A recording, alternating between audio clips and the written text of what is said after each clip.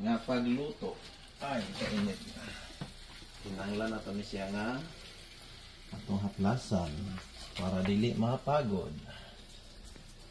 Nga plus guys, regular nga oil na siya para dili lang mapagod. Huwag mo sinaw, sama ka sinaw sa imo ang hinigugma. Agagay. Ano siya guys? Parang inita gid siya guys. Ba't makuhan ka ha? Pangsok ka. Hindi siya maabot dito sa likod guys. So ranging ibalion niya.